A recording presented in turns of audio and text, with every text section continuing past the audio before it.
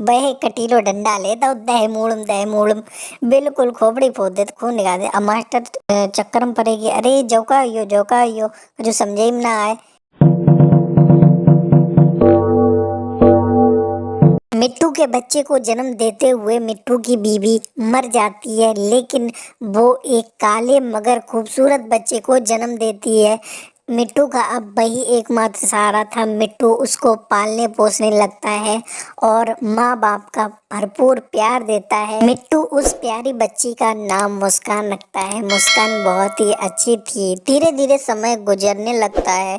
मुस्कान अब काफी बड़ी हो गई थी। एक दिन मिट्टू अपनी बेटी मुस्कान से कहता है, बेटा मैंने ना तुम्हारा स्कूल में एडमिशन करा दिया है, तो आप ना अच्छे से तैयार होके कल स्कूल चले जाना। मुस्कान ये सुनकर बहुत खुश होती है और बहुत ज्यादा हतोत्साहित खुश होकर अपने स्कूल की तरफ जाती है। मुस्कान आज बहुत खुश थी क्योंकि वो पहली बार स्कूल आई थी। वो खुशी खुशी अपनी क्लासरूम में जाती है और सबसे आगे बैठ जाती है, लेकिन उसकी टीचर तो बहुत ही खड़ूस थी। बहुत सी कहती है, ए काली बच्ची, तू इस पूरे क्लास की शोभा बिगाड़ रही है, चुपचाप पीछे जाकर बैठ, ठीक है।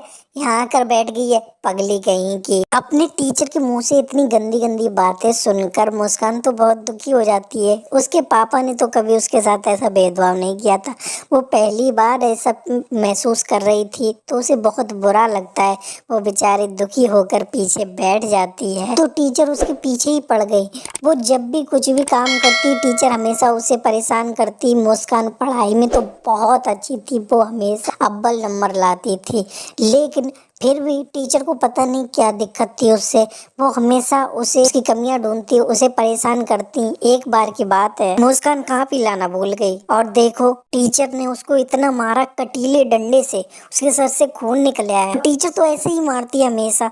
वो उसके पीछे हाथ धोकर ही पड़ गई बेचारी। वो बहुत दुखी होती। अब तो टीचर को जैसे परमिट मिल गया, तो वे हमेशा ही मारती रहती है, जब देखो तब। एक दिन की बात बताएं, ग्राउंड में झगड़ा होगा, तो मुस्कान को जाके कि तुम जाओ छत पे। टीचर ने कहा करो स्कूल की छत पे पहुंचा दो।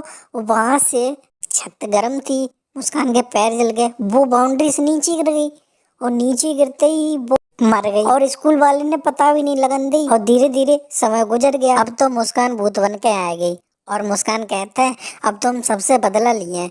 जब मास्टरनी ने हमें बहुत हैरान करो ना, अब हम जाए हैरान करें। और वो बहुत तेज हंसता है। उसके बाद क्लास में जाता है और देखत मास्टरनी क्या कर रही, बहे कटीलो डंडा ले दो दह मूड़म बिल्कुल खोपड़ी फोड़ दे तो खून निकाल दे। अब मास्टर चक्कर में पड़ेगी, अरे जौका यो जो समझे में ना आए।